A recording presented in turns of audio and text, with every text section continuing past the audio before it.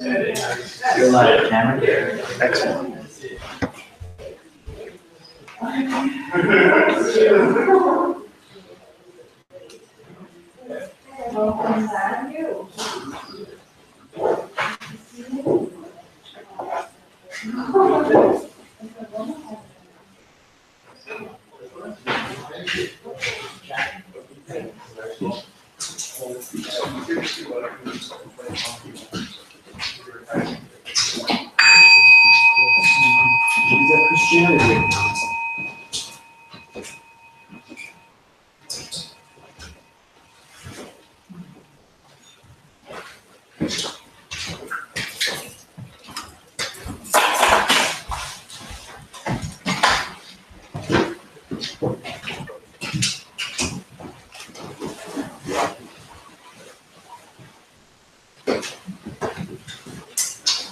Greetings and welcome to our weekly Sunday Sit. This is a time for meditation and community to come together.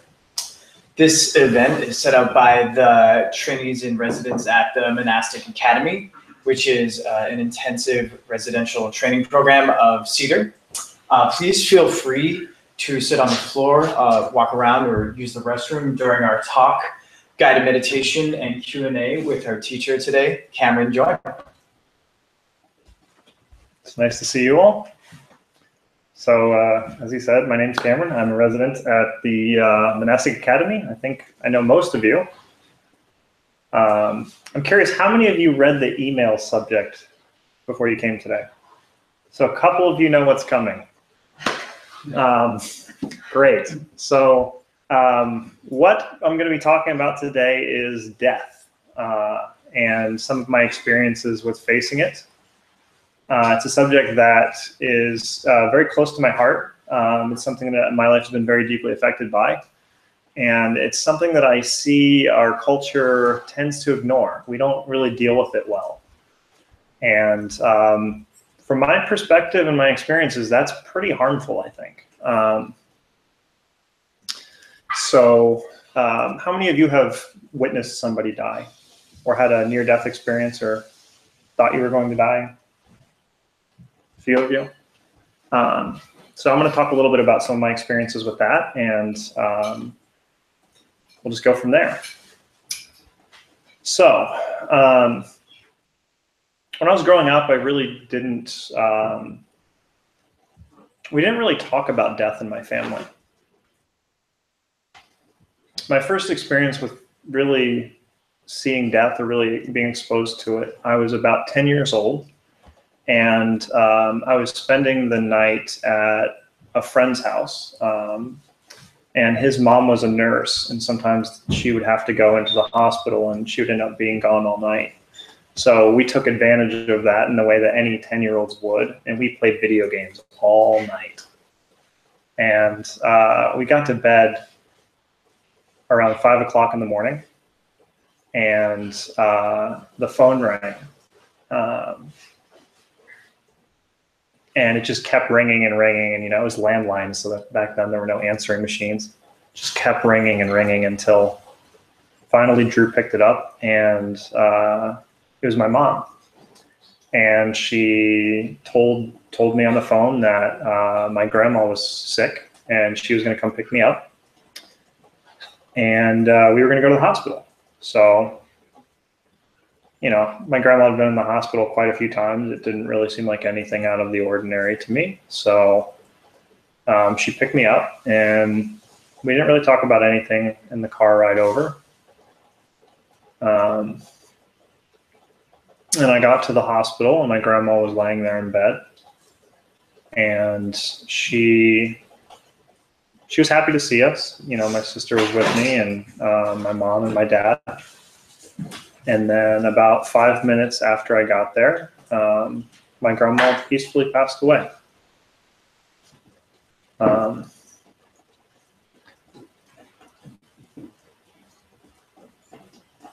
knew what death was, but I remember being really confused. The idea that she just wasn't going to be there anymore in my life, it just didn't make sense.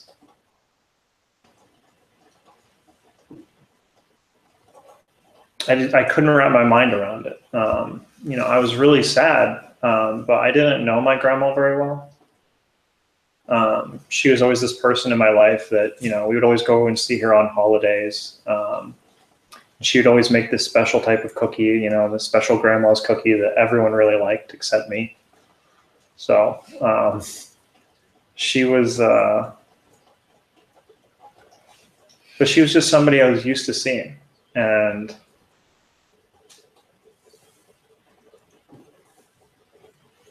it just didn't make sense that she wouldn't be there anymore. And as a 10-year-old, I had a lot going on. She passed away 4 days before my birthday. So the birthday came up and kind of took the focus off of that. And then I had a really big hockey game later that week. Just life sort of went on.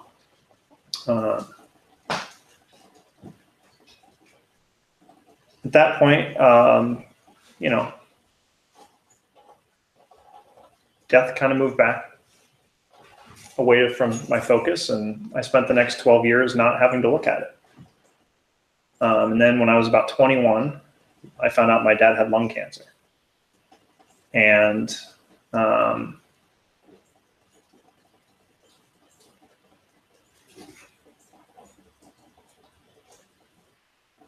it's the first time where I really got to see what it was like for somebody who was fighting for their life.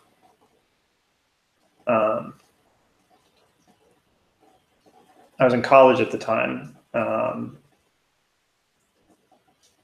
So I came back home and I helped run the family business for a while. So I got to spend a lot of time with my dad towards the end of his life.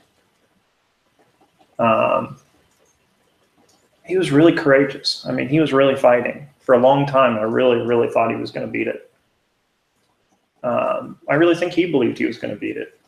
He certainly made me feel that way. And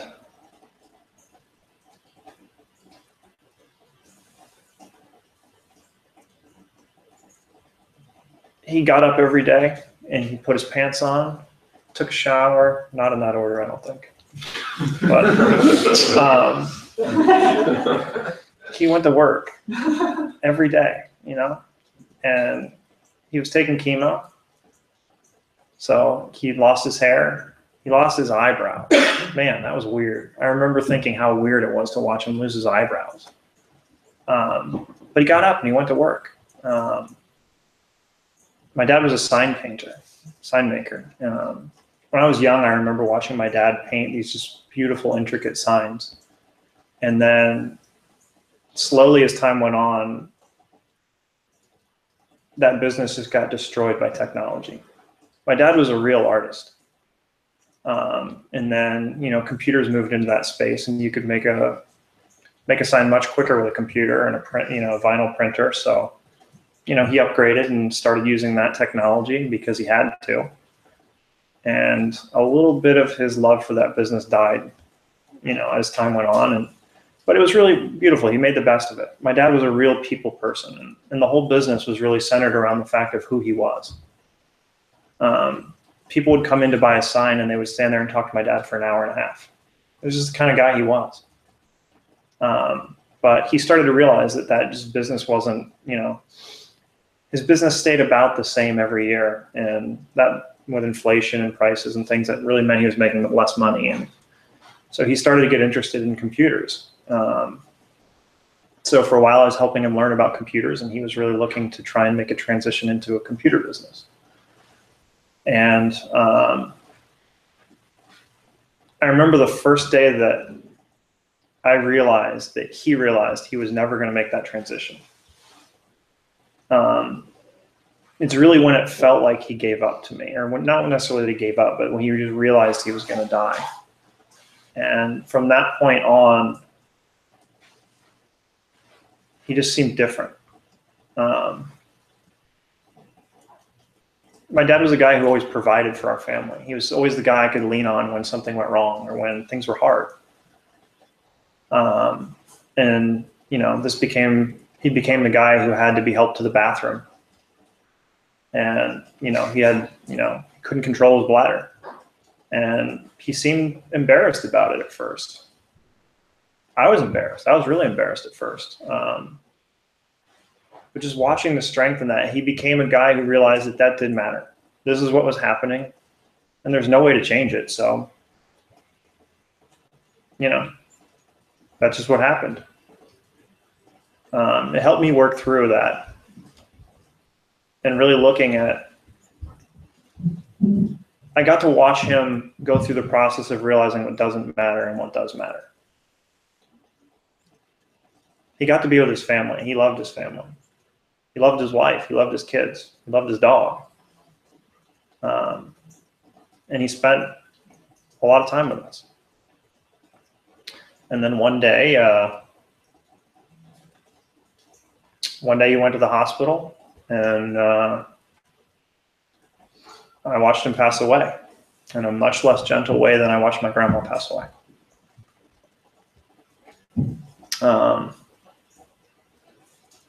I knew it was coming. With my grandma, I had no idea. I just woke up one morning and, went to the hospital and watched that happen. But with my dad, I realized it was going to happen before it happened.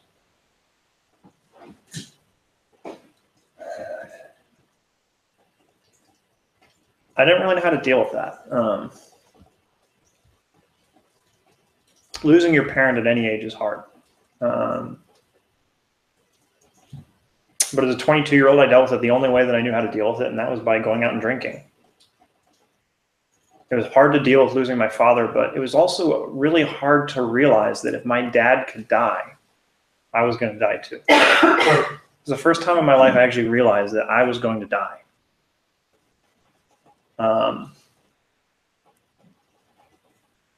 And that was just as hard to deal with as the fact that my dad had died. It made me really angry. I was angry at everyone. I was angry at the world. And I would go out and drink, and I would get blackout drunk, and that anger would come out. I would do a lot of things that most of the people in this room who know me would never imagine that I was capable of. And it happened a lot. It happened often enough that eventually my friends stopped wanting to go out and drink with me. And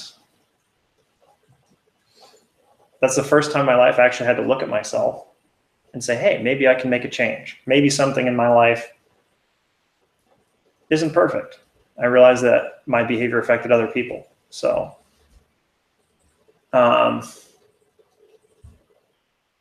it began my journey of looking at myself and saying, hey, what is it that I'm not doing perfectly that I could do better? I realized that people didn't want to be around my anger, and I didn't really know what to do with my anger. So I channeled it into working out, and I started actually facing the fact that I was going to die, which oddly enough made me want to improve myself. So when I started looking at that, I also realized that I had a problem with alcohol. So I cut back on my drinking some. I didn't go completely cold turkey or anything like that, but I went from 12 drinks to 8, which doesn't probably sound like much to most people, but at the time that was really hard to do. I mended fences with my friends, and after I made that change in my life, I really realized that there were other things in my life that was, that I could work on too. So,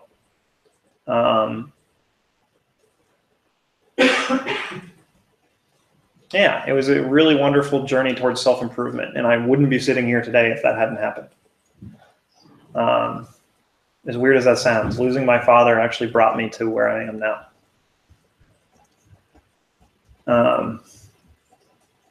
From there, my next experience with death was about 5 years after that.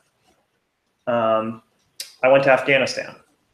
So I don't know if any of you have been, but I don't recommend it. Not a good vacation destination. But I saw a lot of death there, and I had a lot of experiences where I thought I was going to die. I'm not going to share most of them, but the two that really stuck out to me is, well, first of all, before I get to that, I didn't think about the fact that I was going to die before I went to Afghanistan. I actually just assumed I would be okay. Despite everybody in my life saying, oh, what happens if you know, anything that could happen in war happens to you. And I just, literally in my mind, it was just like, oh no, that'll never happen to me. For some reason, I just wasn't able to even consider the possibility that I could die or that something could happen. And, you know, so I went. And the first 4 months that I was there, I was up in this really, it was a minor inconvenience. It was like 130 degrees every day, but there was no fighting anywhere near me. So it just kind of felt like I was working an IT job in the desert somewhere.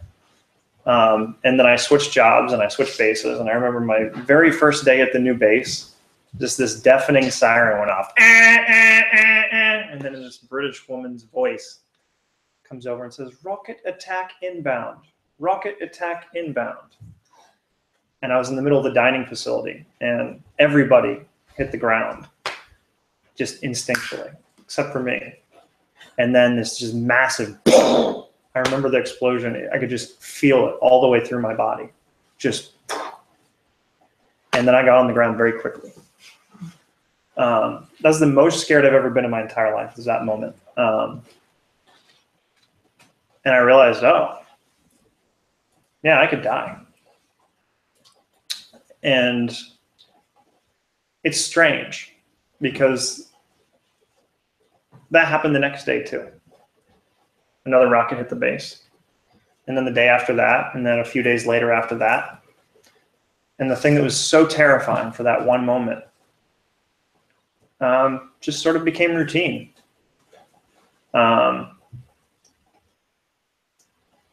There's bunkers around some of the places and you know, on some of the bases and around all the bases, but you realize that in most places you're at, there isn't a bunker close enough that you can get to in the time that the siren goes off until the time that a round hits. So you realize that when you go into a bunker, the people that are in the bunker are almost always brand new to Afghanistan. So it just kind of gets to the point where, and I realized that in 10 seconds, I'm either going to be dead or I'm not going to be dead. Very little that I can do about it. So eventually I got to the point where I'd go off, I'd be in bed. I wouldn't even get out of bed. I wouldn't even move. I'd just lay there and, okay, well, I'm going to try and go back to sleep. I was there for 355 days before I actually took my first vacation to go home. And the night before I was going to go home, I was going to fly out, was some holiday, some Muslim holiday. And they shelled the base all night. I spent about 6 hours that night in a bunker. Just explosion after explosion after explosion. I'll tell you what, that was the first time I'd ever seen the bunkers full. And I remember sitting there in the bunker that night thinking, what am I doing with my life? I'm sitting here in Afghanistan for money, and I was making a lot of money.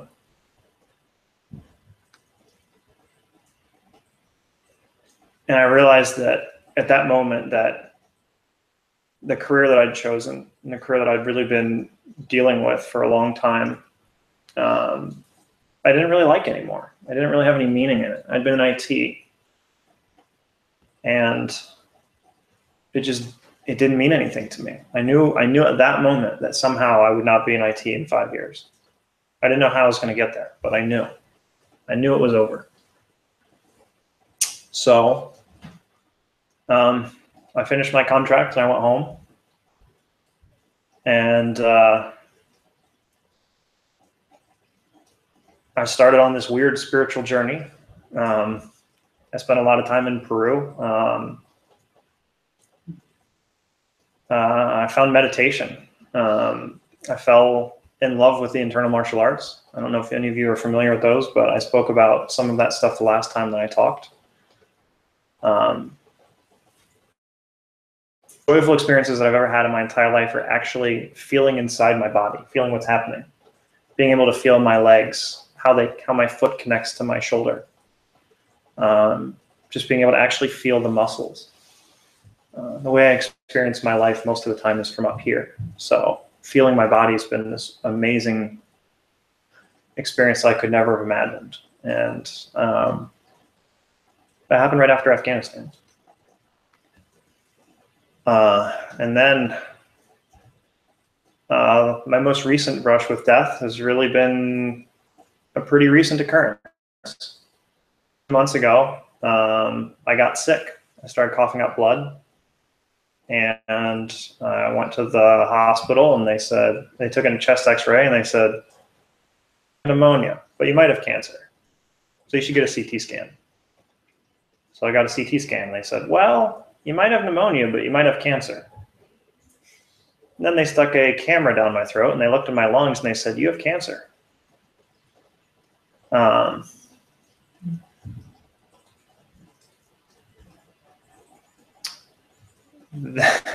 Not an easy thing to hear at the age of 32. That was not easy. But I started realizing that I could be dead in 1 year. 1 year from now, I could be dead. My dad died 9 months after he found out he had lung cancer. So I started asking myself, if I'm going to die in 1 year, what do I want to do with my year left? I asked myself that question a lot of times.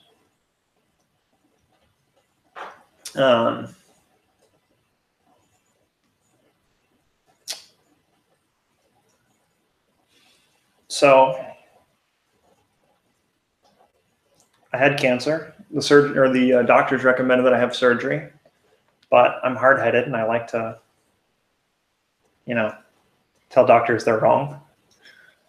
So I looked at alternative methods, and I went and spoke with a respected Qigong healer who'd worked with cancer patients in China for about 10 years. And talked to him about what type of cancer I had, where it was at. And what he basically said is, I don't like the way Western medicine deals with cancer, but if I could come up with the perfect scenario for somebody who should have surgery, it would be you. And then he said, if you don't do it, you're an idiot. So I did it. It was actually harder, believe it or not, to realize that I had to have cancer, or that I had to have surgery. For some reason, finding out that I had cancer was not as hard as finding out that I had to have surgery to make the cancer go away. When I met with the surgeon, he mentioned that there was a mortality rate on the surgery. And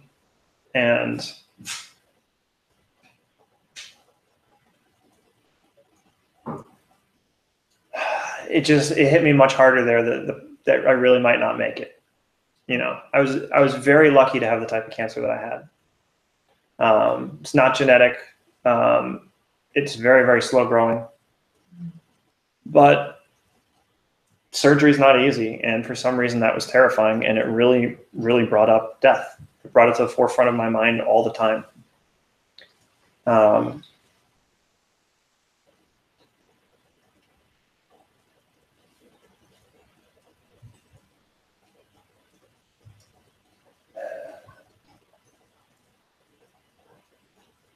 So I had the surgery, and as hard as it was to realize that I could die,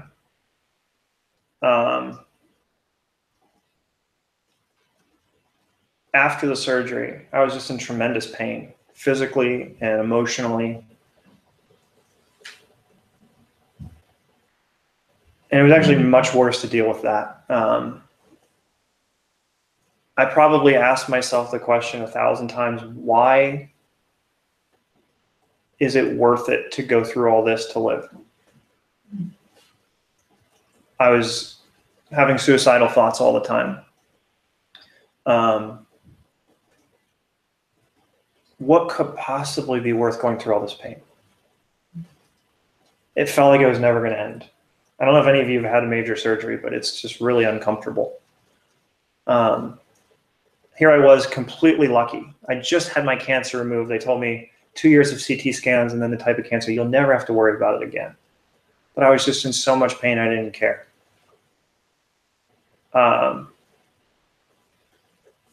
It wasn't even just that pain was hard, it's exhausting.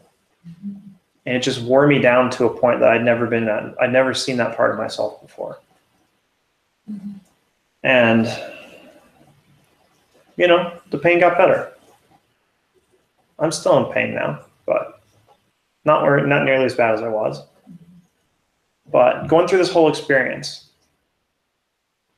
with cancer, it taught me five things about myself that I'll never forget. At least I hope I don't forget them right now. A little nervous. The first one was that my family meant a lot more to me than I ever realized. My family flew out for when they stuck the tube down my throat, and they flew out for the surgery, and they stayed for a while afterwards. And my nephew, my sister, and my mom. And I just realized that I couldn't have possibly gone through all of that without them. And I just realized how much I missed them. My little nephew is 19 months old, and he can't say my name, but he calls me Keh. And I've been staying at my mom's house when I go home, so he's used to seeing me over there. So now every time he goes over there, he goes, Keh now, Keh now. Oh. My sister always texts me. So I realized that I've missed his first words. I missed him crawling for the first time. I missed him walking for the first time. It's really hard on me to be away from them, but and I always knew that I loved them. It was, you know, but it really hit me that how important they really are to me. The second thing that I realized was that as supportive and wonderful as my family was during that whole ordeal, what was really missing was a partner.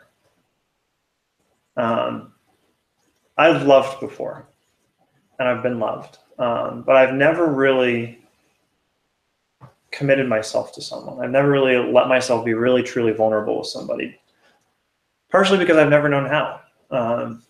But I watched my dad go through cancer, and as much as I love my sister and my mom, there was just a part of me that realized that there was something else that was missing. And I realized that a lot of the reason that hasn't been in my life is because I've been keeping it away. So if I was going to die in a year, I would regret not having ever really allowed myself to have that type of love. The third thing that I learned about myself was that I really, really do love the internal martial arts, and that I have avoided really going deep with them because I've been afraid that I'm not good enough to do them, or that I'll never be able to, you know, to do it. Fear has completely crippled that part of my life in the same way that's completely kept me away from relationships. And I knew that if I was going to die in a year and I hadn't started on that, I would regret it. So,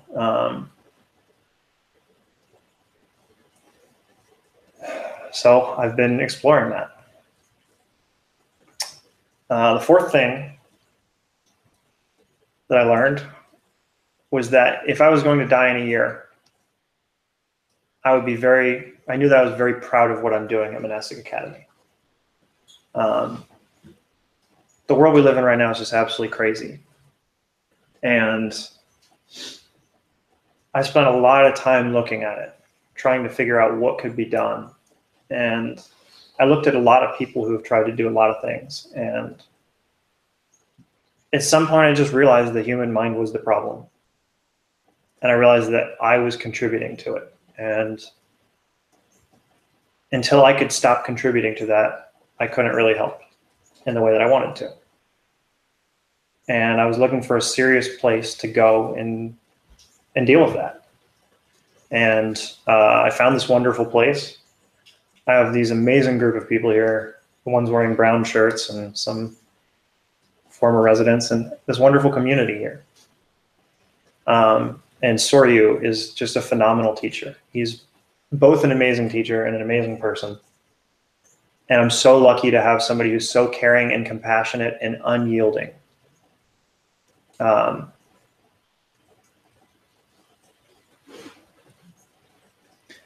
so I'm very proud of the work that we do. I'm very proud of these people and what we're trying to do, what we are doing. And I knew that if I was going to die in a year, I wouldn't regret doing that. And the last thing is, I told you that I asked myself 1,000 times, is it worth all this pain? Why is this worth it? Why would I want to do this? And I actually never got an answer to that question, but I got an answer to a different question. And the question that I got an answer to is, do I want to live? And for the first time in my life, I realized, yes, I want to live. I don't know why, but I want to live. I learned more about myself in probably 3 months of having cancer than I had in my whole life. And it's because I really, truly looked at the fact that I'm going to die. Time is precious. Life is precious.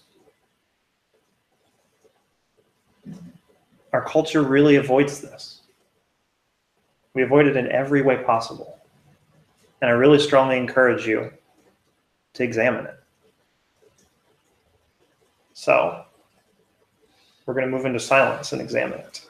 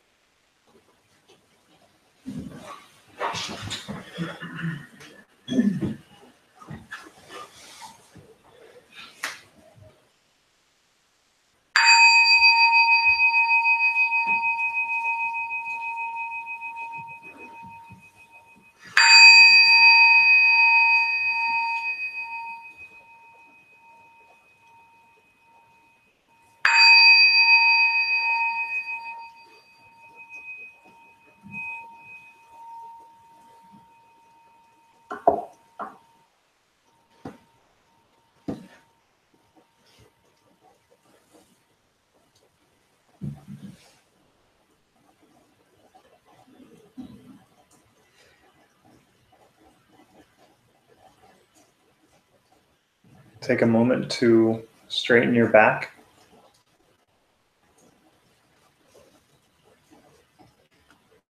Find yourself in a position that's relaxed but upright.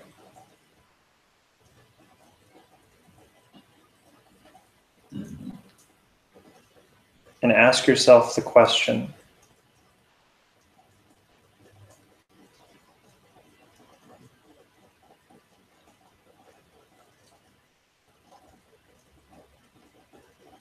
what would I regret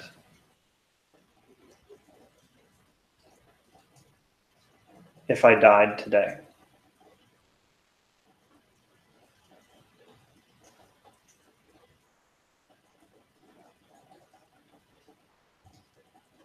When an answer comes into your mind,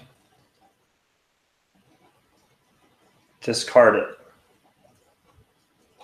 and ask the question again.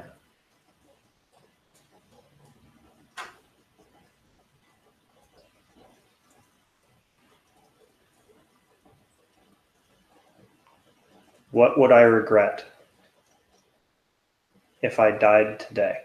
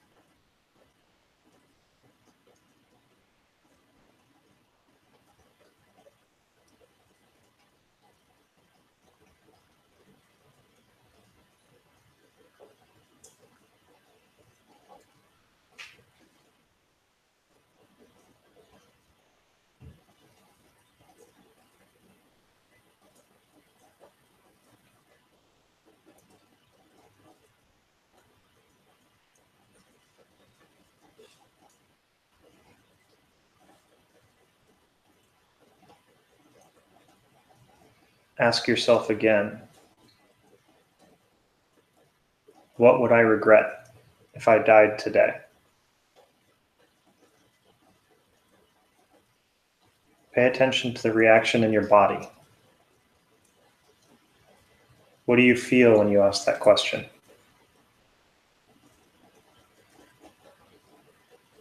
What would I regret if I died today?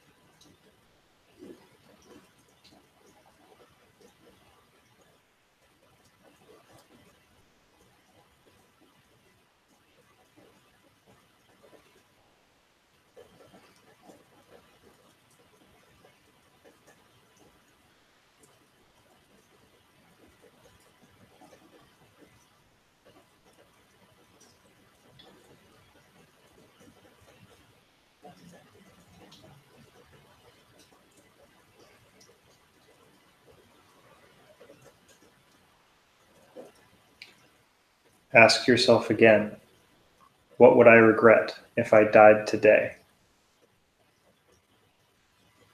And pay attention to the reaction in your emotions.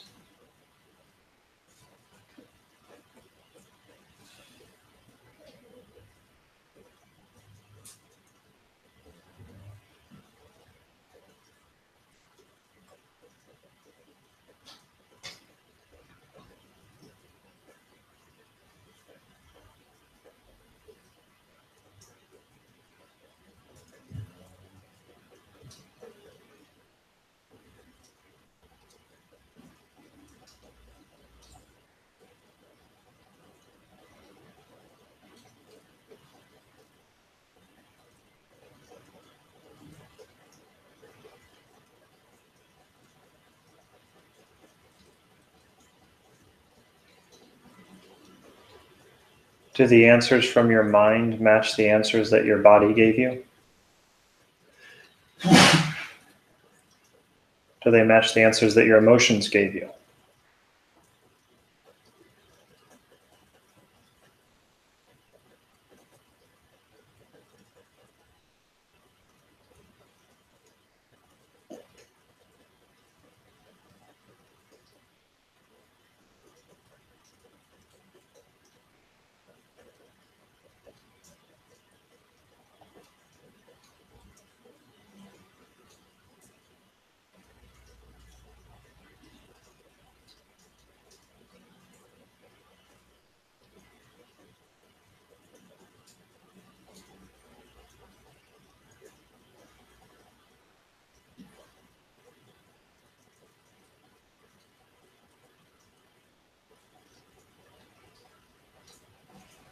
Now ask yourself the question, what would I be proud of if I died today?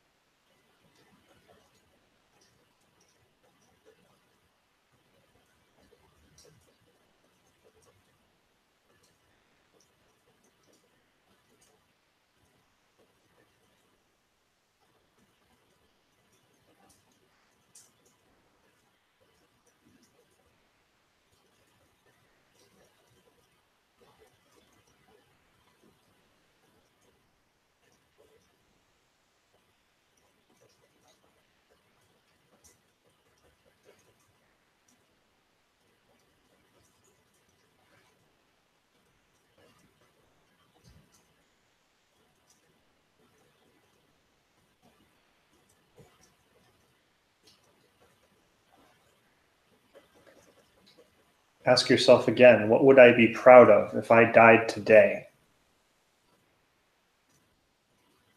And and listen to the reaction that your body gives you, the answer.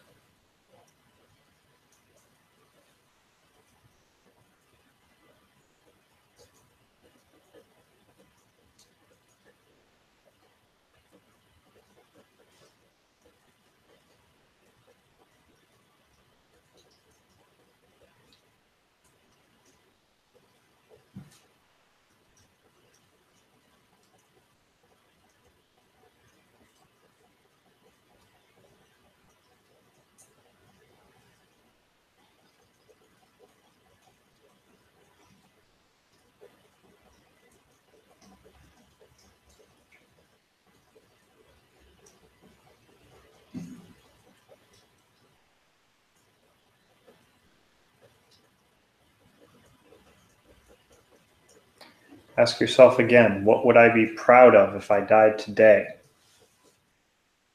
And listen to the answer that your body gives you in the form of an emotion. How do you feel when you ask that question?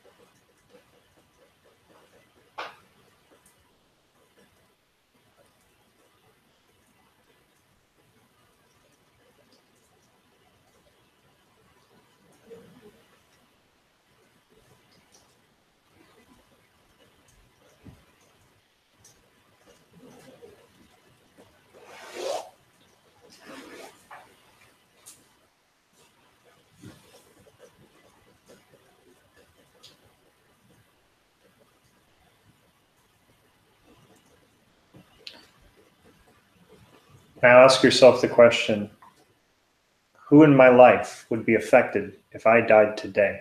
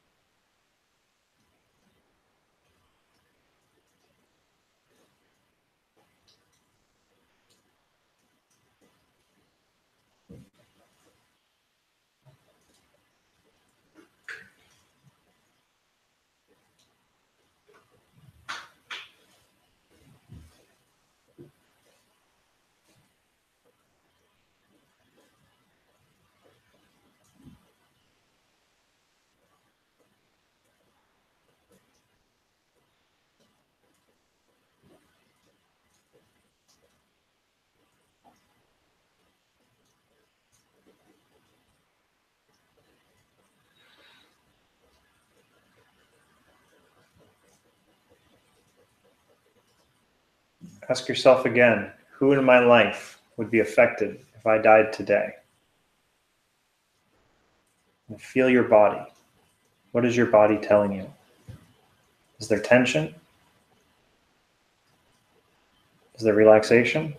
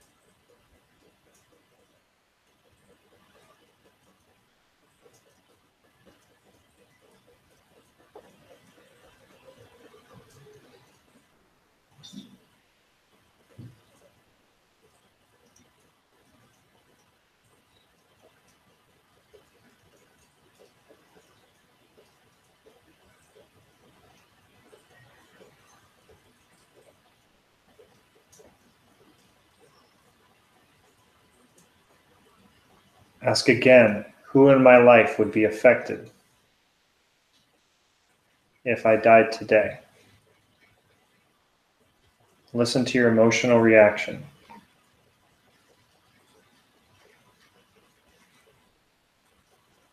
Is there fear or sadness or joy? Is there a mixture?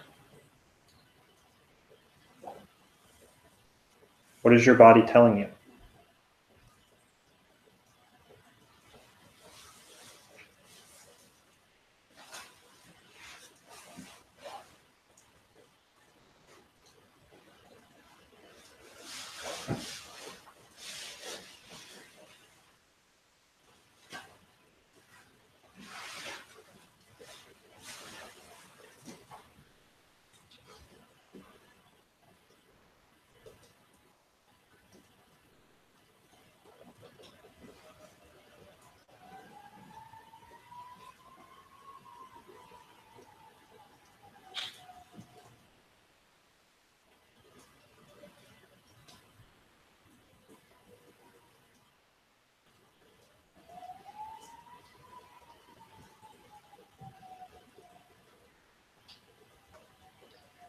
Do the answers given by your thoughts and your body and your emotions,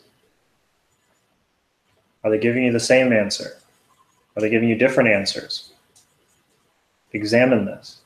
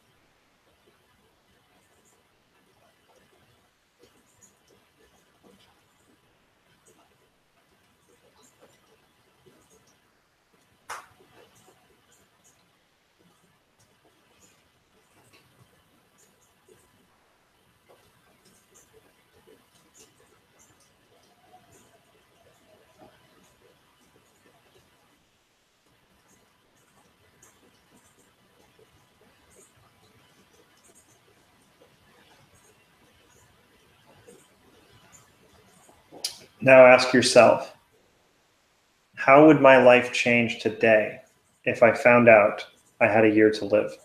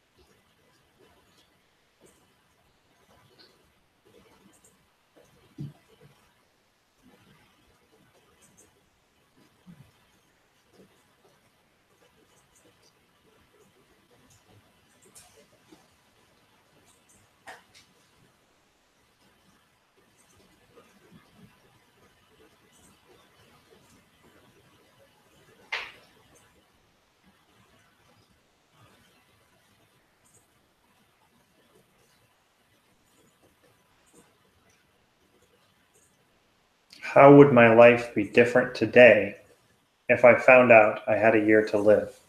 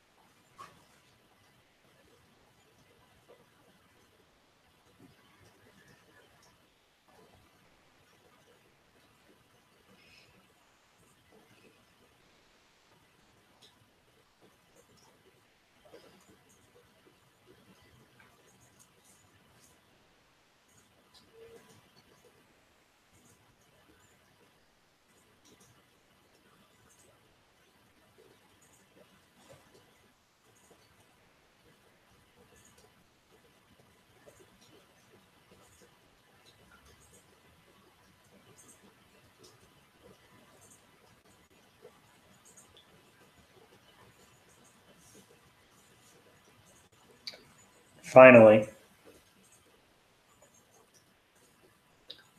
with that year, what would I do if money wasn't an object or I knew I couldn't fail?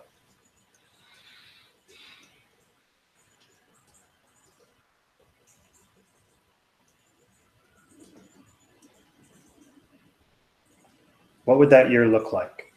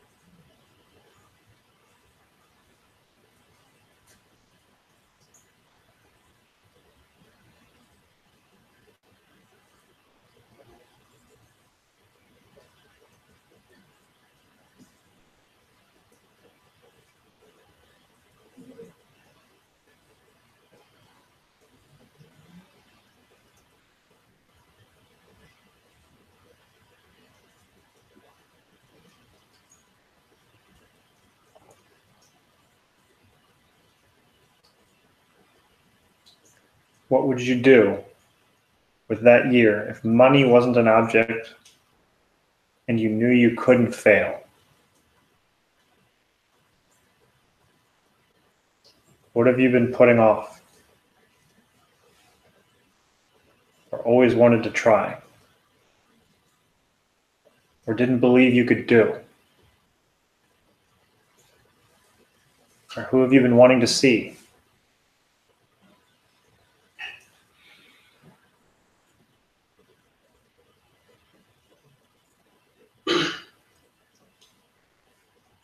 What would the last year of your life look like if you couldn't fail and money wasn't an object?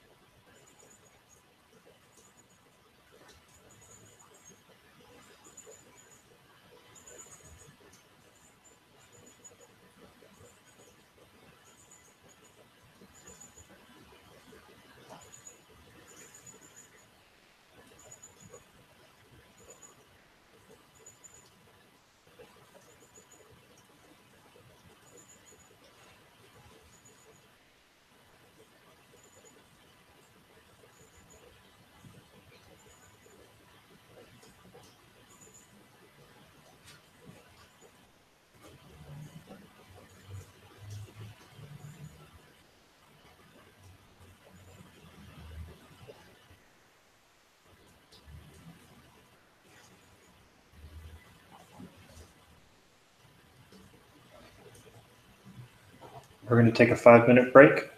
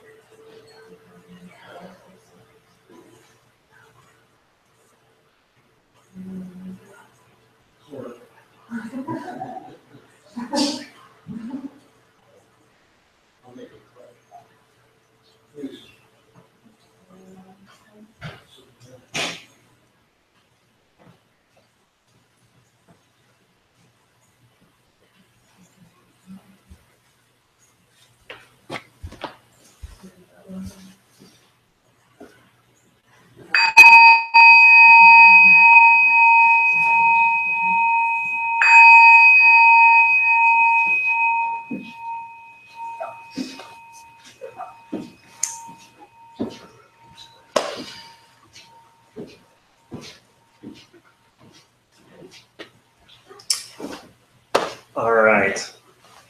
So I've had you guys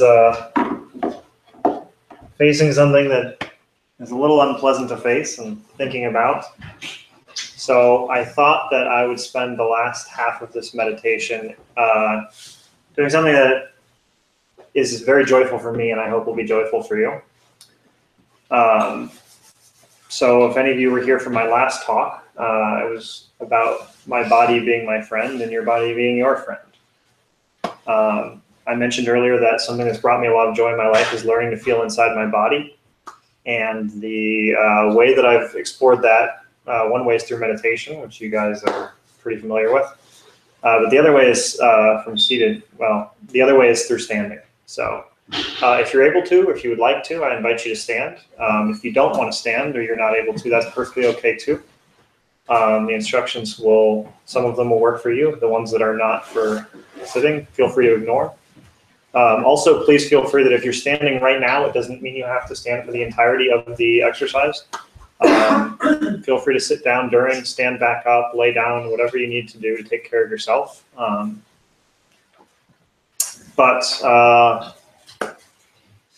We'll just go from here with some instructions, and I hope you guys enjoy. So you want to get yourself, your feet underneath your shoulders. So you want them to be about shoulder width apart, and you want them to be parallel. Feet are shaped a little bit strangely, so the way that we're going to make sure that our feet are parallel is if you can figure out where your middle toes are, make sure that your middle toes are parallel. I noticed that when I first learned to stand in this way, that the way that felt like my feet were parallel and the way that my feet were actually parallel was a little bit different. So if making them look parallel feels a little strange, that's okay. It means we're probably moving in the right direction. The next thing that we want to do is we want to bend our knees slightly. So if you are somebody who's capable of feeling your knees, great. If not, what we're ultimately looking to do here is to take the weight, make sure that our knees are not actually bearing weight. Our knees are not meant to bear weight, they're meant to pass weight through. So they're actually one of the weakest joints in our body. So you want to bend them enough that you don't feel like your weight is in your knees. If you feel pulling on your knees, you're probably not bent enough. What we want is the weight to pass from here all the way down to our feet. The next one is a little bit hard to do, but give it your best shot. So behind your knee, you actually want to relax. Most of us don't really know how to do this. It's not something we're familiar with, but you want to feel it kind of open. Relax and open. This also helps to pass weight through to your feet. The next thing is that our tailbones, we want them to point slightly down. So you want to move it towards your feet, but not so much that you're really forcing it. This is really the best way to do this is to be able to relax. But if your tailbone isn't slightly pointing towards your feet, go ahead and do it a little bit. It should straighten your back a little bit. So the next thing, if you guys are familiar with most Buddhist meditations ask you to have your shoulder or your chest open. We're actually not going to do that. We actually just want your chest to fall flat. So let your chest fall in any way that it does. If you're used to holding it in this way and you have to do that forcefully, go ahead and relax it. If you naturally have your chest open, that's okay. The thing that we're really looking for here is that you're not putting effort to make your chest a certain way. Just let it go however it is. And then the last thing is going to be that we want to have our chin slightly tucked. We want to have our head pull up slightly, but it should be a very gentle motion. It should be from back here. And you actually want it to move back from here. So the whole, what we're really trying to accomplish here is that we want from underneath our neck, or from the underneath where our head meets our neck, all the way down to our tailbone to be pretty straight.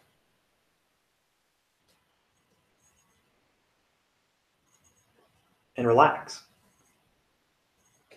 What we're trying to do here is just allow our bones to hold our weight. This is the way that our bodies are really designed, is to have our bones hold our weight. But through stress and tension and trauma, and not really learning how to use our bodies, we use our muscles to hold it. And this requires a tremendous amount of energy. Just relax.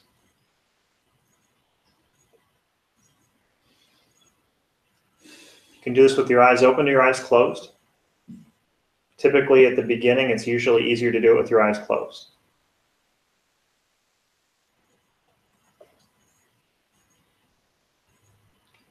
Now move from the top of your head slowly downward and just try to relax. Let go.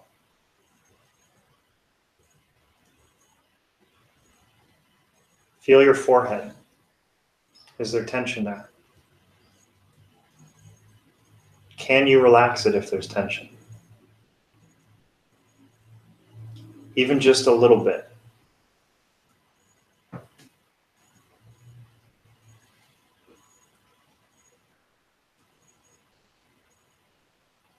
Feel your eyebrows.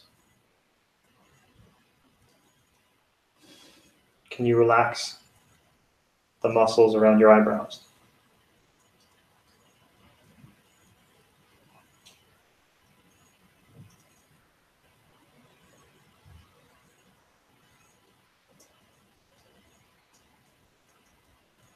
Feel above your ears. Is there tension there? Can you let go of it?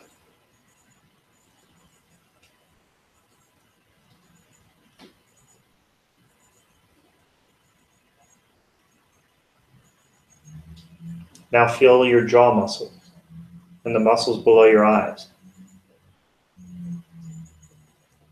What do you feel? Can you relax?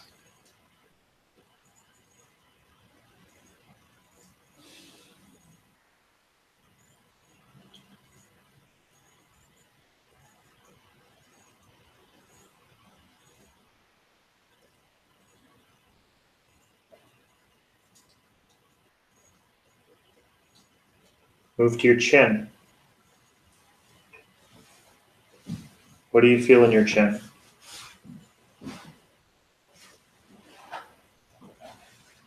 Did relaxing your jaw affect your chin?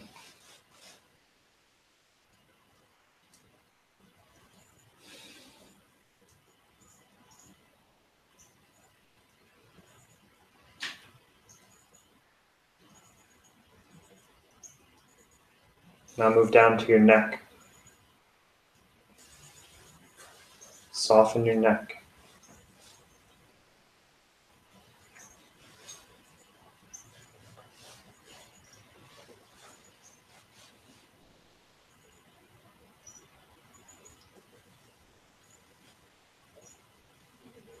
Your breath is your friend here. Use your breath to help you relax.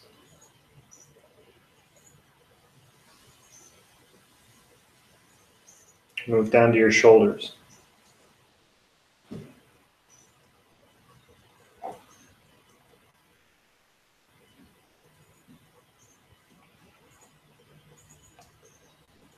The shoulders and the neck are very deeply connected. The muscle groups move together. Can you relax your shoulders in a way that affects your neck?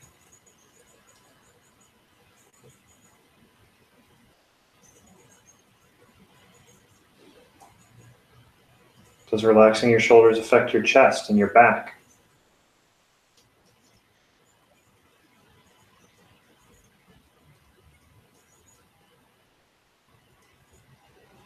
Does relaxing your shoulders affect anywhere else in your body?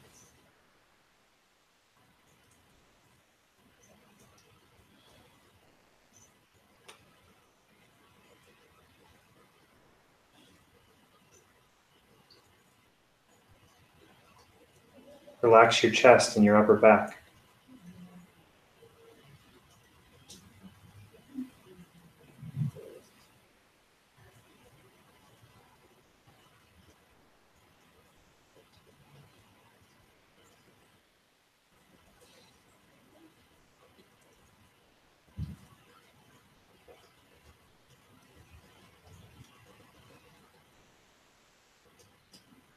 Can you feel the relationship between your chest and your stomach muscle? Relax. Breathe. Trust your body. Your body is intelligent.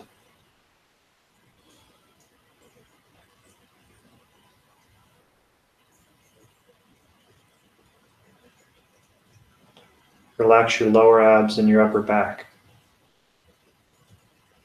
How are these two things related? Do they relax together or separately? What is your experience?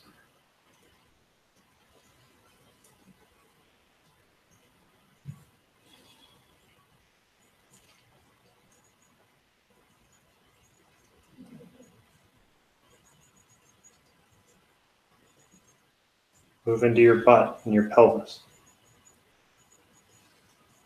Relax. Breathe.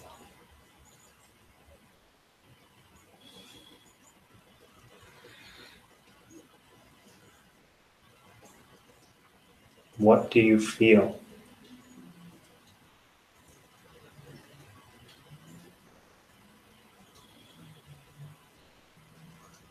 How does your butt affect your lower back?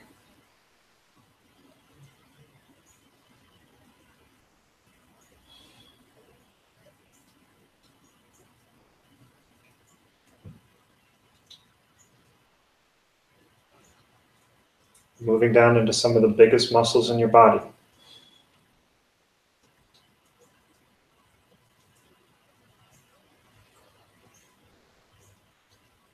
Can you relax your legs?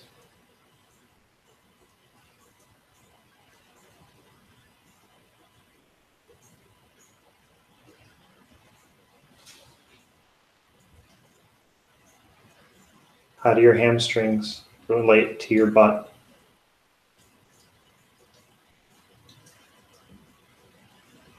How do your quads relate to your abs?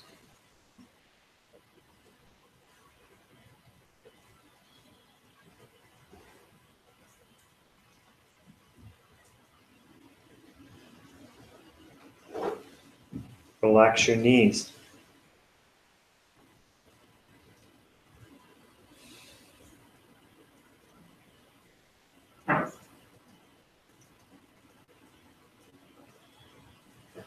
Your knees have a direct relationship with upper and lower parts of your leg. Can you feel how relaxing your knees affects both of them?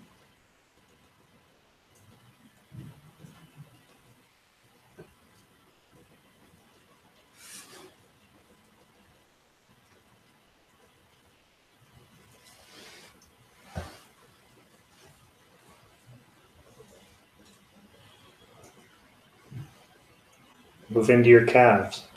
Relax that. And whatever the front of your leg is called, relax. How does this affect your ankle? How does this affect your knee?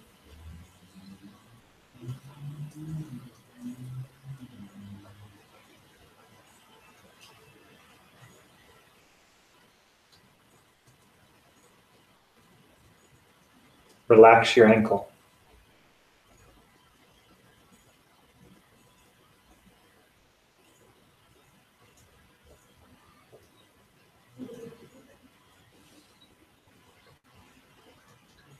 And now your feet. Can you relax your feet? You have a lot of muscles in your feet.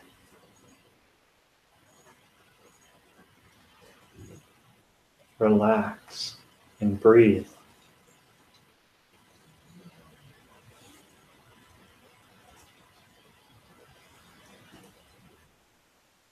Your feet are used to holding you. Trust them.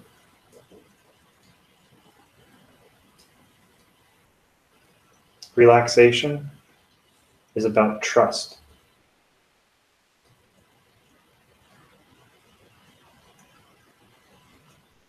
Can you trust the intelligence of your body?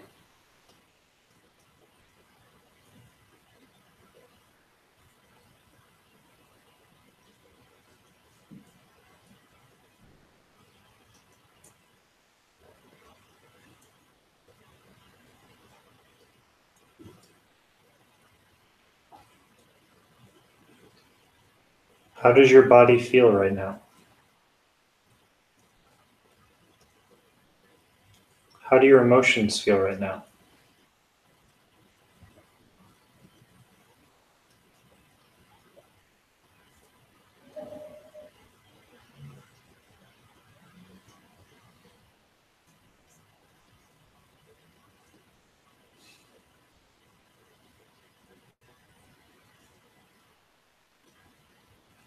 Is your weight centered? Or is it forward? Or maybe backwards? There's no need to change it. Just notice.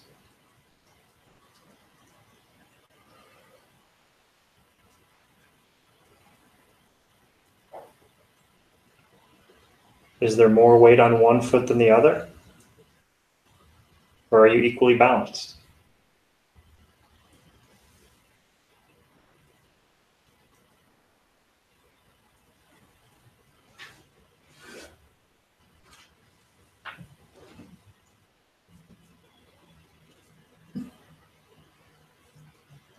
Your body is your friend. Trust it.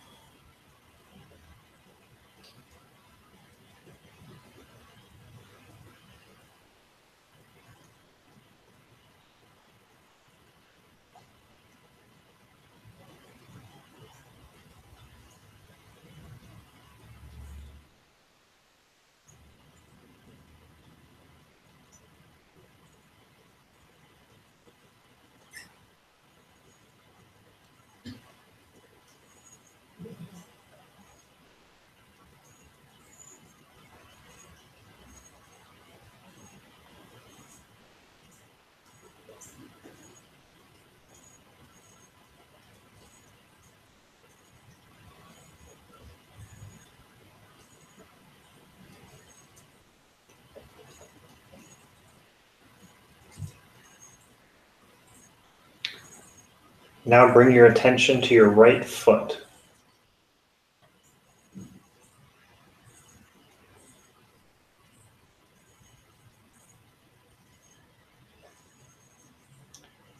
Feel your big toe.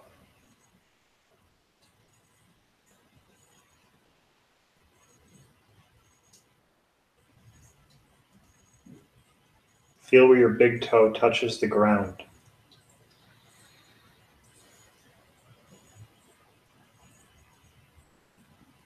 How much weight is on it?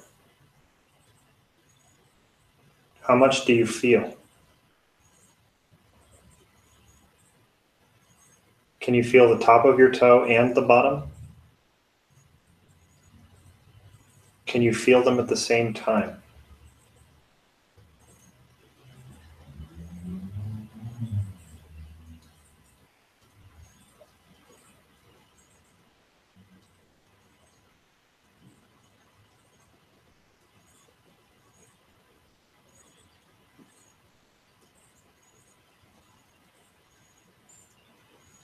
Slowly follow the bones in your toe all the way back to your heel. Can you feel the arch of your foot?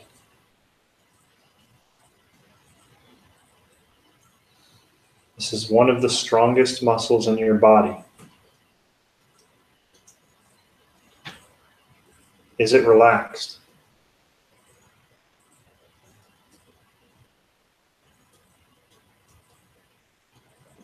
Can you feel how moving your toe affects that muscle?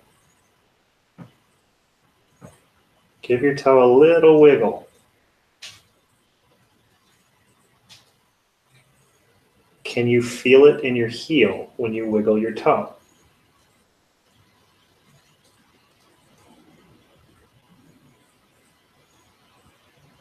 There's a relationship between these two things. Explore it.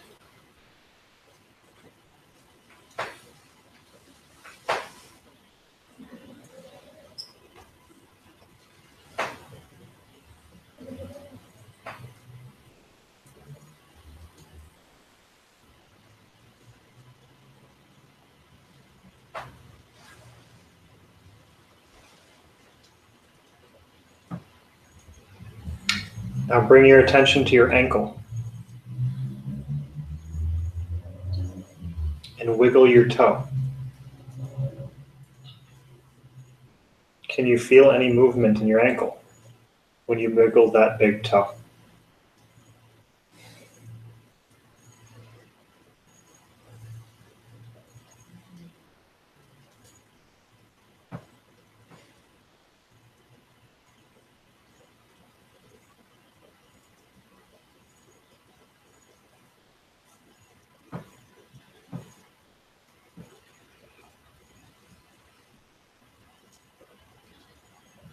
Now move into your calf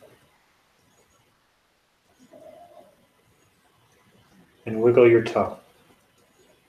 What do you feel?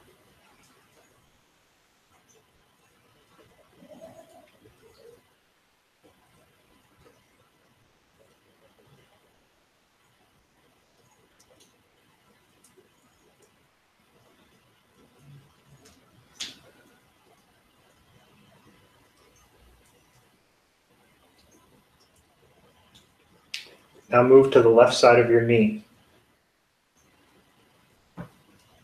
and wiggle your big toe. Can you feel the movement in your ankle when you wiggle this toe?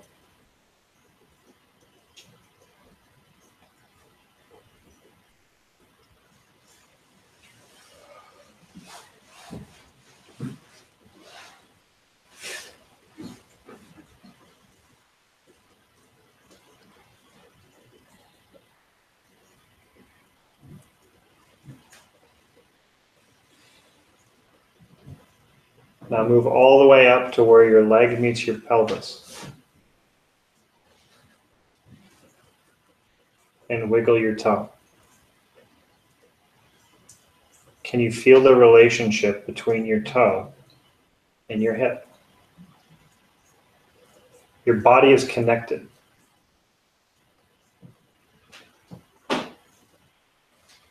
We often think of our body as being individual pieces, but it's not.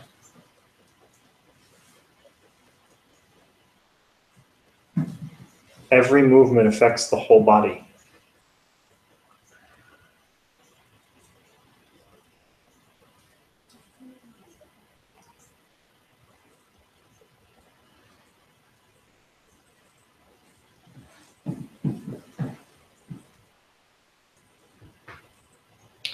Now put your attention back into your foot.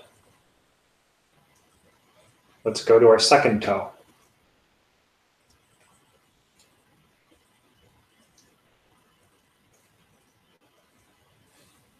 Can you feel where it's touching the ground?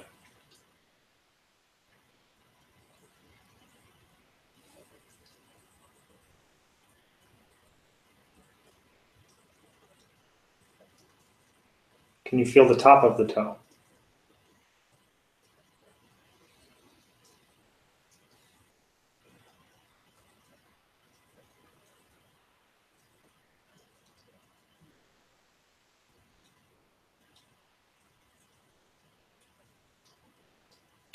Can you wiggle this toe without wiggling any other toes?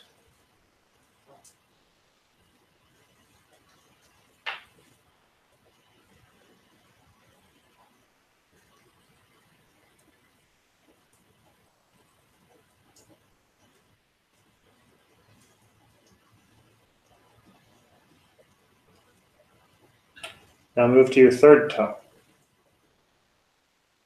Feel where it touches the ground. Feel the top.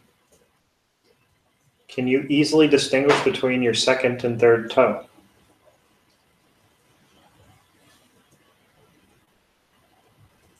Can you easily distinguish between your third and fourth toe?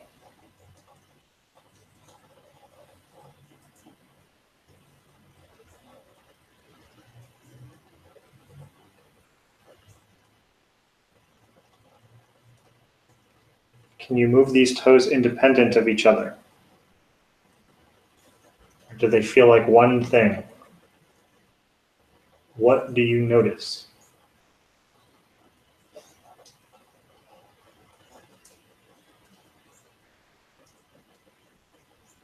Of course, we couldn't forget the pinky toe.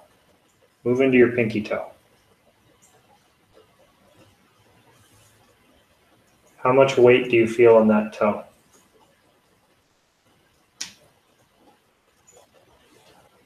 Feel the top and the bottom. Can you feel it at the same time?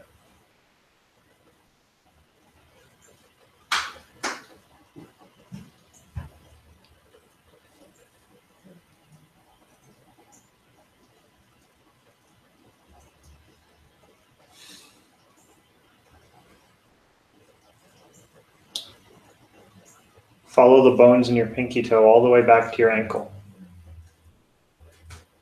This is the ridge of your foot. Is the ridge of your foot bearing weight?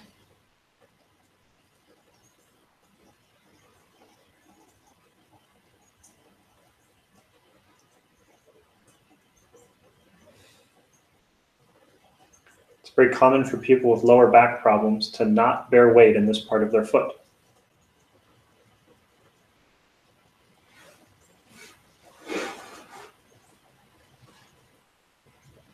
How do you have to move your body to bear weight in that part of your foot?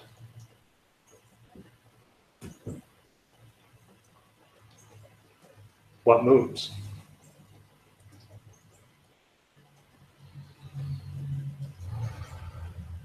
How do you have to move your body to make that part of your body bear less weight?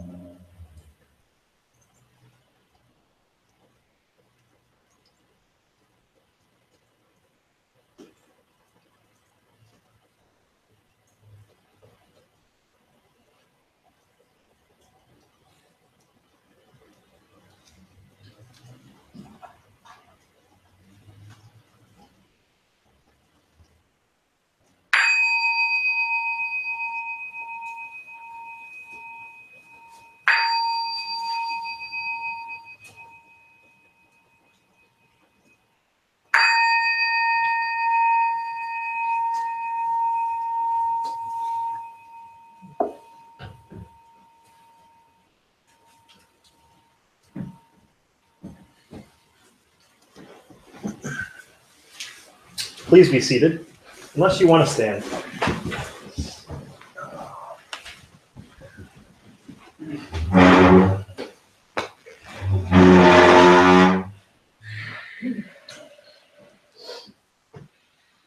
How am I doing here, Danny?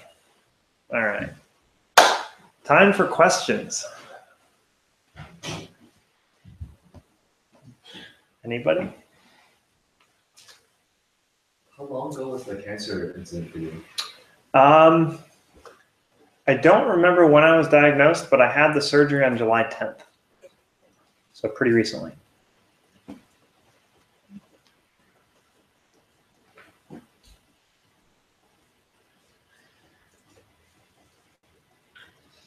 When you practiced with the residents, you talked a little bit about transition from,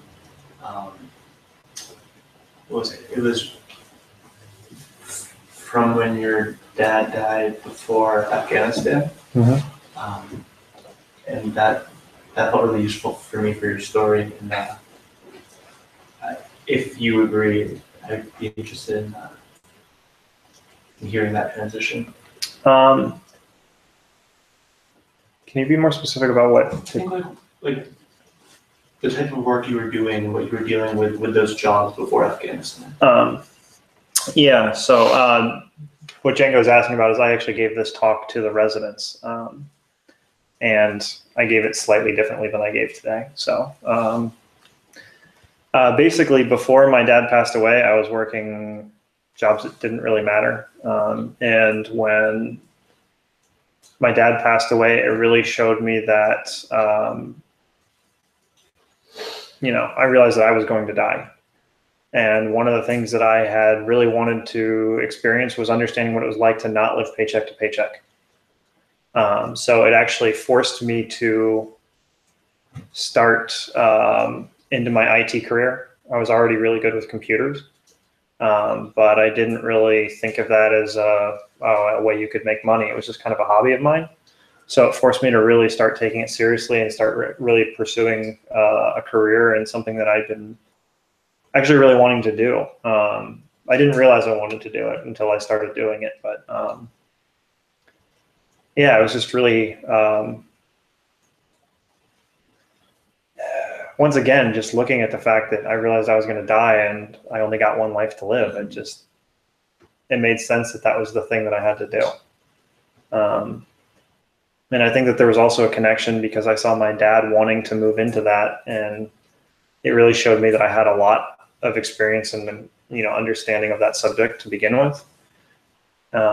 So it moved me in that direction. Wasn't overnight, but it happened. It happened not very long after he passed away. And that, yeah, I mean, within a few years, I understood what it was like to not live paycheck to paycheck for the first time in my entire life. So is that what you wanted, what you were looking for? I was picturing like the coworker that was so stressed. Oh yeah. Okay. So part of what happened in Afghanistan is that I realized that I had been basically chasing money. I felt like money was what was going to make me happy. And I was making a lot of it in Afghanistan.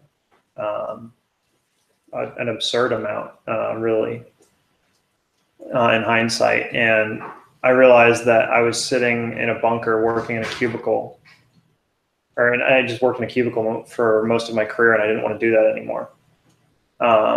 And immediately following Afghanistan, I didn't work for a while. I said I wouldn't go back to IT. And then a close friend of mine called me up, and I used to work with him at Honda. And he said, "Hey, I have this job I really need help with. Can you come do it?" And it was really lucrative. So it was part-time. So I took it. And about a month into it, I just realized I couldn't do it.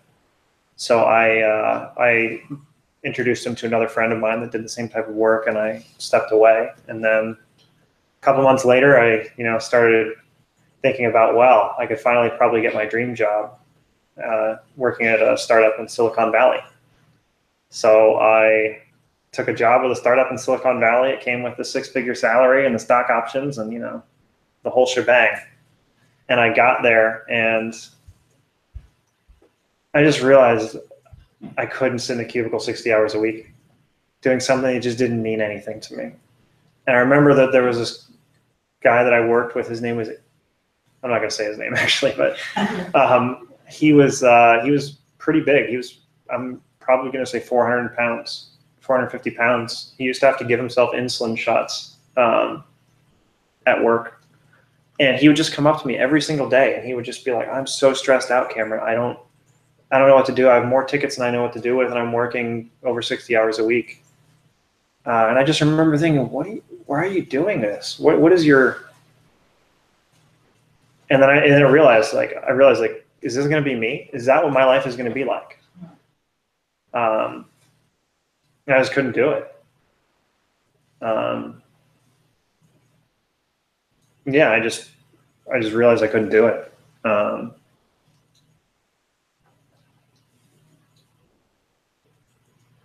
Is that? You're very welcome. Was that helpful to you guys? Mm-hmm. All right. Oh, sorry. That's actually Jennifer. Yeah, please. Well, I have 2 reports. Okay, great. One is it's very exciting, but I can independently move my second toe on my right foot. Great. Great. That I didn't realize that I had. Absolutely.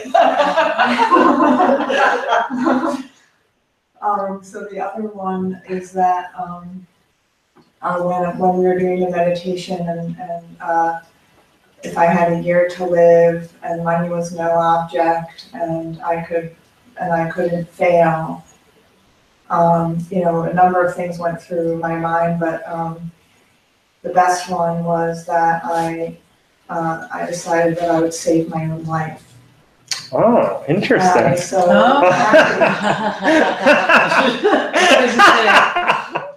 Oh, wow. So then I realized that the will to live that you found, that it was contagious. Wow. That's beautiful. It was really a beautiful experience, and I just wanted to thank you that now I just feel like I'll be able to live a long time wiggling my second toe. Excellent.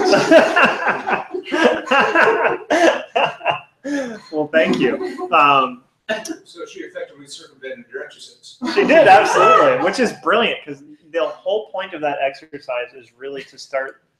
Our mind is really an amazing tool. It's just incredible at what it's capable of doing. But one of the things it is capable of doing is literally imagining absolutely anything. Things that are not even possible.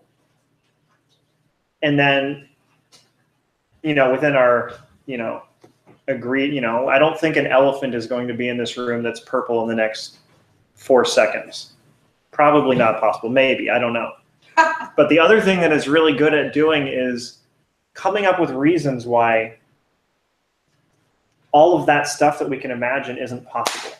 So the point of that imagination or that exercise was actually to take away those limits, because the two biggest limits that come into people's minds are for anything that they want to do is I'm going to fail or I don't have the money. So that exercise was designed to remove those, and as we see, a perfect example of what is possible without those limitations. Never even occurred to me. I love it. Thank you. Good times at CNO. Absolutely.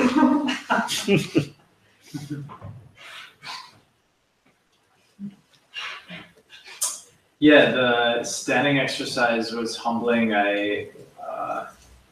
I've seen you do that work so much, and I've had so many questions about it, and I'm glad I got to take some direction from you. And maybe I did one class with you that you did in Johnson. I think I remember that.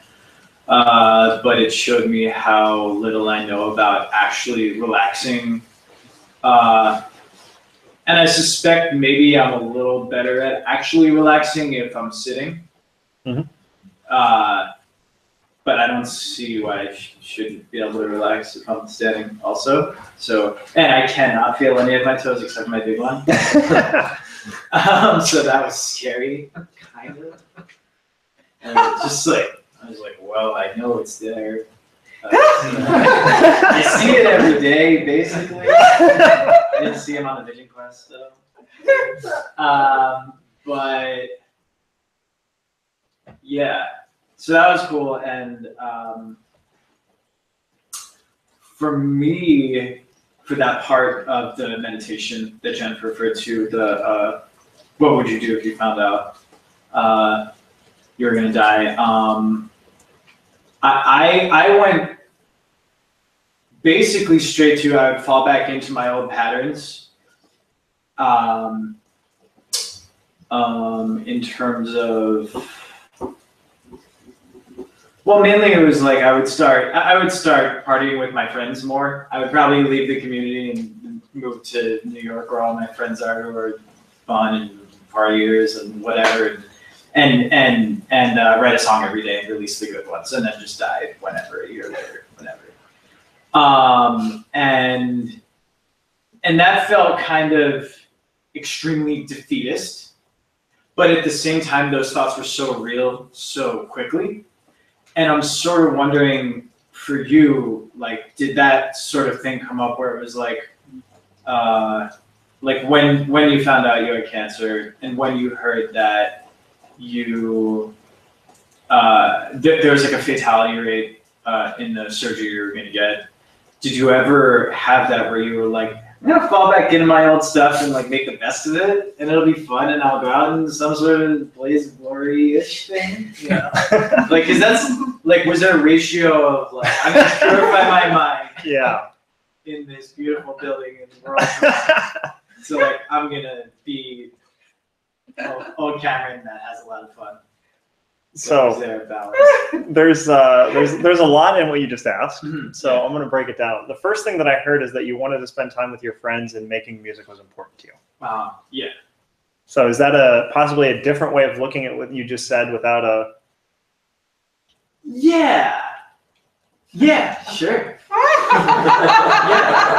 Yeah. Removing the partying, is that? No, it's not. To me, the important thing there isn't whether you're partying or whether you're not. It was the fact that where your mind went was to your friends and to music. It's really strange. This experience for me, it was a lot about stripping away what wasn't important, and then what was left was what was important. To answer your question, really, of course, my mind went to all of my old patterns.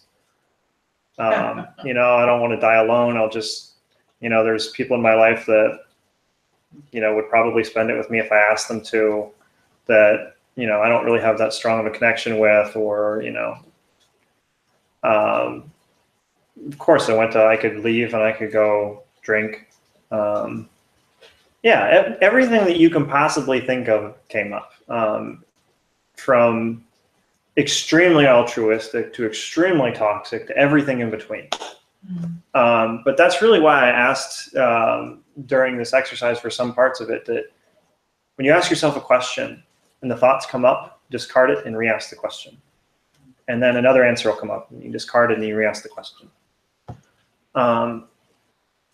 With stuff like this, my experience has been that you can ask yourself that question 1,000 times and 1,000 different answers will come up in your thoughts, or in my thoughts at least. And then when I listened to what my emotions were saying when I had those thoughts, if I had the thought, oh, I want to go out and get drunk with so-and-so, and then I listened to my emotions and it was just pain, I knew that wasn't what I really wanted to do.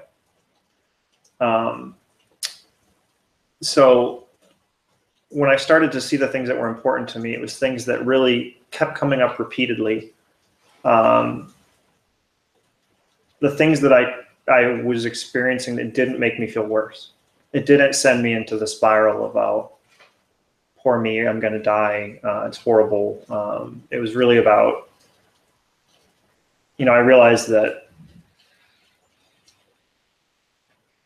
missing my nephew take a step was a lot more important to me than I thought. Sorry. It was a lot more important to me than I thought, because it made me sad that I'd missed it. But it didn't just make me sad that I missed it. I realized that it made me happy to think about if I'd watched it. The things that made me happy were really a lot of what was left. And then with wanting a partner, I just realized that it's something that I'd always really looked for. I'd spent a lot of time and effort trying to do it, and I always thought there was a reason outside of me that was the problem. And then what just became blindingly obvious to me was that I was the one that was causing the problem. It was just completely being afraid. And when I realized that I was afraid of it, I started allowing myself to actually examine what it would be like if I let it happen. I use a very similar exercise if money wasn't an object or I couldn't fail. If I knew I could actually find somebody and really let myself be vulnerable with them, and they could really let themselves be vulnerable with me, and we could really connect in a way that was harmonious with each other, I realized how that made me feel. So I don't know, I've learned in a lot of ways to not trust my thoughts, because you can think about anything. Thoughts are really not a very trustworthy thing. You can think one thing, and then you can literally think the opposite thing 5 seconds apart from each other and believe both of them. They're not a very trustworthy thing. Doesn't mean we don't trust any of our thoughts, but it's good to know that you can have a thought and it doesn't have to be the truth. So yeah, it's a really good thing to examine. That's why I brought up looking at your thoughts and then looking at your emotions, and do they match? How does it make your body feel? If you think I want to go have a drink with my friends, or, whatever, and it makes your body tense and it makes you feel bad, what are you really looking at there? is that something that you really want? Or is that something that you want because you don't know how to deal with what you want? I felt a lot of, I saw a lot in my coping mechanisms around the fact that I don't know how to get what I want, or I don't know how to let myself have what I want, or I'm scared about what could happen. And yeah, of course, yeah, absolutely. Go out drinking definitely occurred to me. Leave and go fall into all my patterns. Of course it came up repeatedly. But at the end of the day, I experienced enough of that and enough of how I felt to really realize that that wasn't what I wanted. And it wasn't actually that important to me. So, Judy. So, whether you have one day to live or many decades, your choice was to return to Cedar. Mm-hmm. Out of many, many possible things that you could have done. That's where you are now. Mm-hmm. How is that for you? Being there right now after How the is surgery? that working out? Significantly better than I could have imagined. I have to say, the week before I came back, I had a lot of anxiety about it. Mostly because my relationship, I don't know, everyone has their own relationship with Soryu based on where they're at and what they're asking for and what they're looking for and, you know, how their practice is going. But my relationship with Soryu has been one of being pushed very hard. That's what I came to Cedar asking for. It's what I asked Soryu for on the very first conversation that we ever had. And it's implicitly what I ask him for in the interview room every time we speak. So that's what I was expecting when I came back. And my thoughts were, as much as I love that place, that man's going to kill me. And then when I got back, actually the very first morning, Soryu took me out on the porch and basically said, your job right now is to rest and heal. And it's much more important that you are healthy in January and you can be 100% then than it is for you to try and take on a lot of responsibility now at 50%. And he said, don't get me wrong. If you want responsibility, we'll give it to you, but I don't recommend it. Which is in some ways extremely shocking because of my relationship with Soryu, and in some ways is not shocking at all because he's incredibly caring in a way that's hard to describe, because sometimes he's being incredibly caring while he's being very, very stern.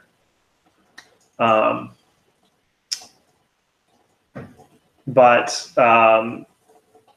he's been very adamant with me, and several times he's actually had to tell me to go lay down. And it's wonderful because I get to see all the work that's happening there. I get to see, I mean, in the month that I was gone, Danny and Peter took on the bulk of my responsibilities, and just watching Peter's, I mean, since I've been there, Peter's always been a rock. But coming back, and not that Danny hasn't been, but watching Danny when I came back, he was like a different person, having had just a tremendous amount of responsibility for a month, and he came back and he's just nailing it. You know, I got to see Pan just, you know, Pan's this wonderful, whimsical, goofy guy, and then now he's got this really serious, like, we're going to make this place work attitude, along with the whimsicalness. So I got to see so much change, and then now I get to watch all these beautiful people working on the thing that I really care the most about. And, you know, for those of you who have been up to Lowell, it's just beautiful. It's a very serene, relaxing place. And yeah, it's been amazing. I really could not have asked for a better way to heal.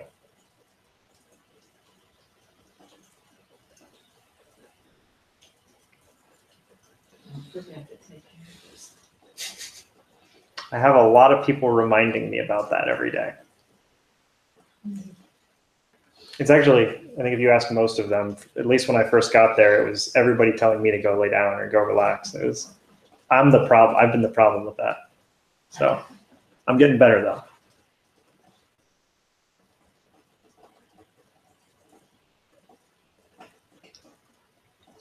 Just a quick one. Sure. With the picturing yourself dying. Yeah. It was a little difficult to actually picture it in a way that would give me a reaction to actually believe it. Mhm. At first I was going through scenarios that actually seemed probable that I could die in. Mhm. And then would go to the point and maybe would actually believe it. And then after that I ran out of options there, I switched to picturing like my family just not having me in their reactions. I'm wondering when you do that exercise, how you picture yourself being dead. I don't picture myself being dead. The way that it really hit me was that the amount of things that I can do for the rest of my life is very limited. So it just basically became things like,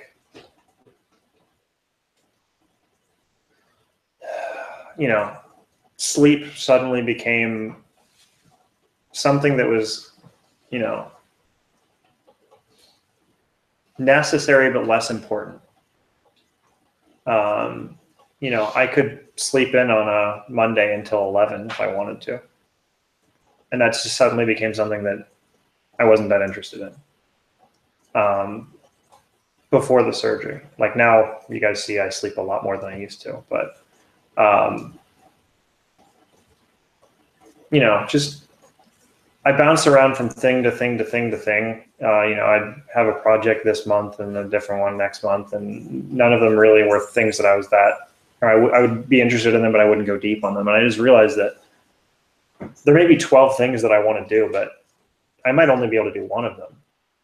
If I could only do one thing and nothing else, what would it be? So it's really not a like picture myself being dead. It's more of like, I have 365 days left. What are the things that I would want to do in those days? Who would I want to spend time with? What do I enjoy enough that I want to do? What would I feel regret about not getting to do if I had 365 days left? 52 weeks, 1 year. Does that help? Thanks. We'll get you first, and then. I just wanted to ask you about, you express, a lot of difficulty dealing with the aftermath of surgery. You did in your post as well. There were limits to your practice with some distance. How do you feel about that now? How do I feel just about in dealing with pain and dealing with this sort of emotional aspect of it? It felt like the biggest thing in the world at the time. And in hindsight, it was hard, but not as hard as I made it. Oddly enough, it felt like it was never going to end. Despite this whole talk being about realizing that things end. But I think that's what was really hard about it. And then I was also struggling with the fact that I didn't know if I wanted to live. That was a really hard thing to deal with. But in hindsight,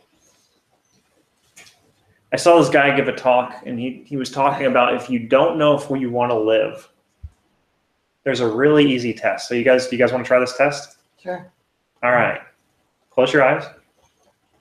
Take a deep breath. Now don't ever take another breath.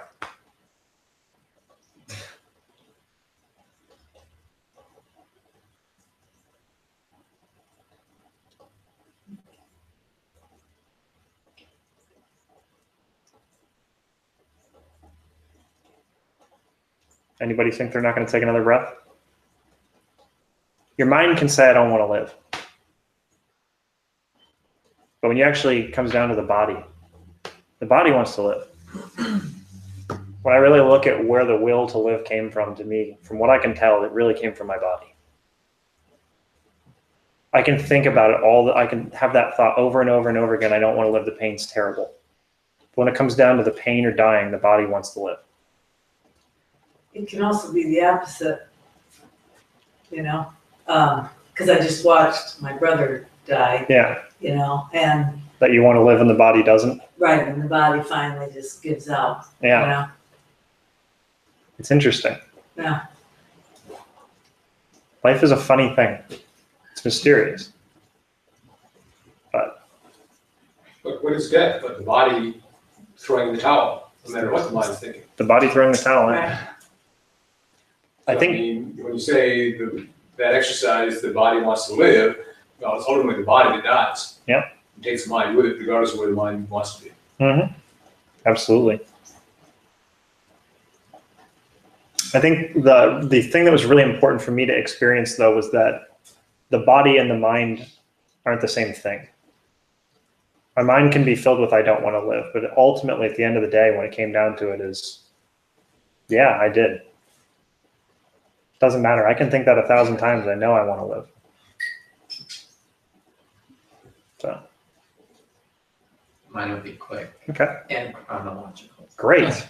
So in the meditation, I was like, oh yeah, so what do I want within that 12 months? And I came up with something. And then all of a sudden I was given a gift by the dude upstairs who was laughing without abandon. And I was like, oh yeah, I want to laugh like a kid without any, just, he sounded like he was having a wonderful time.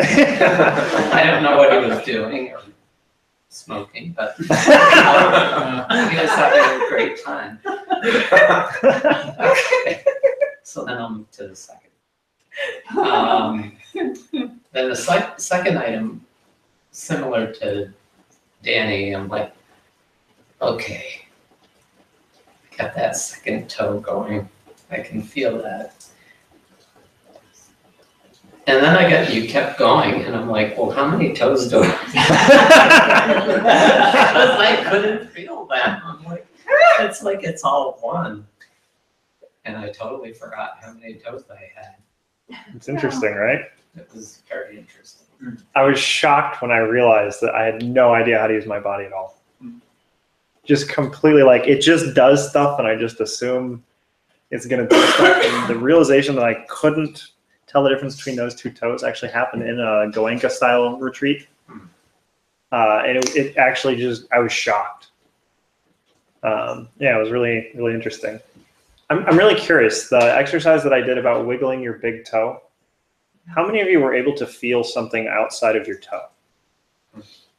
Isn't that interesting? Did any of you realize that before? What do you mean? Like that you could wiggle your toe and it would affect up your body, up your leg? Yeah. I had no idea. That was astounding to me. That was like, I actually started giggling when I started realizing that. When the first time that I felt something in my knee when I moved my toe, it was amazing. There's a school of physical therapy that's built on that's called the Feldenkrais method. It's all sitting there just sensing movement and how it's affecting your shoulder when you do something in your knee. Or the whole method is doing this. It's amazing stuff. Oh, that's really cool. Yeah. That's you said you're testing into the internal martial arts. Yep. Assuming that you're not feeling your toes prior to starting your internal martial art experience. No, that's what really. And everything that I've done is all about similar exercises of standing and feeling and connecting.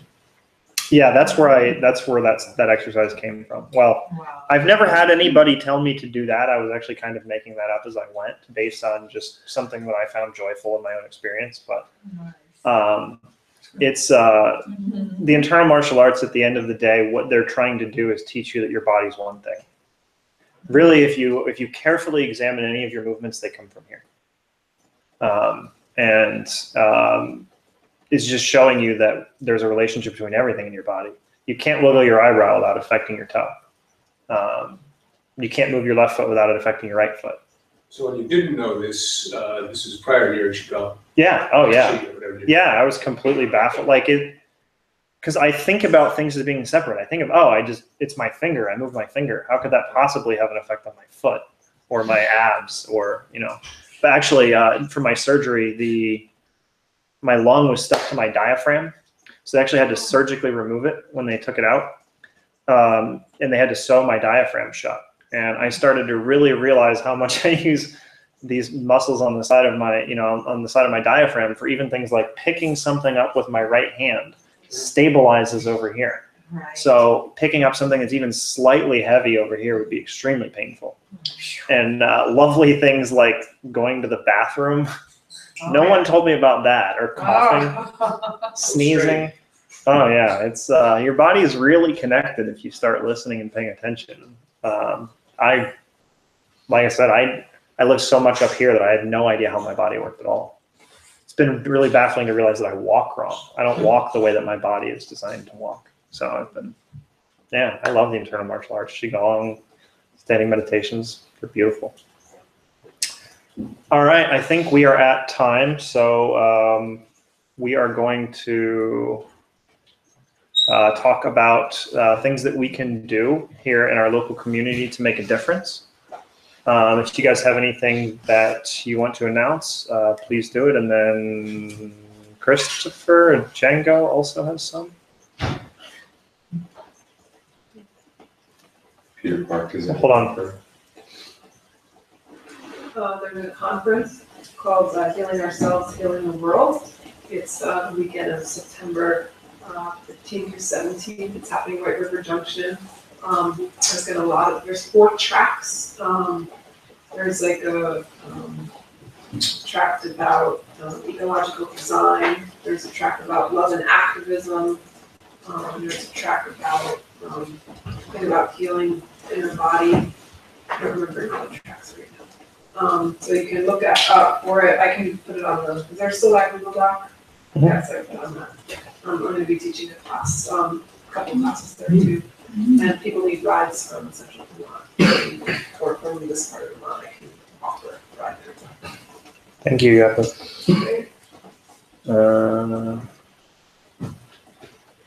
Christopher, do you have anything? Yeah, so from Wednesday until, Yeah. sorry, I'll just read off the description a little bit. So from Wednesday until Friday, at the University of Vermont, it is called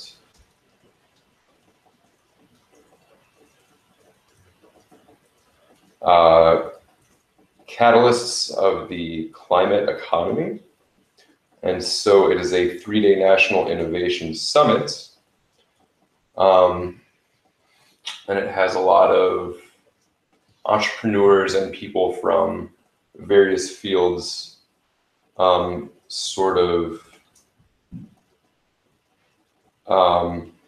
together to analyze all the possibilities of the future that works for the earth as well as for people in our economic system. And so that's sort of synthesis, and that's happening at the University of Vermont the Wednesday, Thursday, Friday. This coming Wednesday, Thursday, Friday? Correct. So I'm going to be going to this march, and it's called a Rolling Retreat for Racial Justice. It's basically on the bus. We'll be having a retreat with Biko Bodhi. And this time we roll for justice, racial justice. The march will bring attention to injustices around policing, racism in the criminal justice system, separate and unequal education, economic and political disenfranchisement, redlining, gerrymandering, and more. The march also calls on us to speak out against attacks on civil rights, protections for those in the LGBTQ community, the normalization of rape culture, misogyny, and unequal pay for equal work. continued theft and desecration of native lands, environmental exploitation, the results of which greatly affect communities of colors.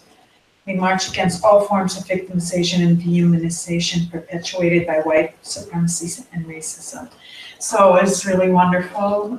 Also, Leslie Booker is going to be there. I was with her at when I did my mindfulness yoga teacher training, and she's really wonderful. She's a younger teacher, so anyway, it sounds exciting. Oh, Would you mind giving the dates on that again? I'm oh sorry. yeah. Oh, I just closed it. Oh, sorry. Hold on, no, the date would be good. It's the end of the month. Where is it? Okay, I just lost it.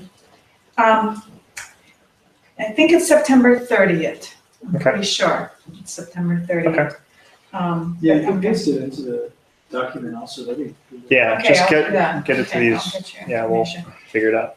And also, I've gotten a space now for my practice, and I'm gonna have some hours in the meditation area that's part of my office space.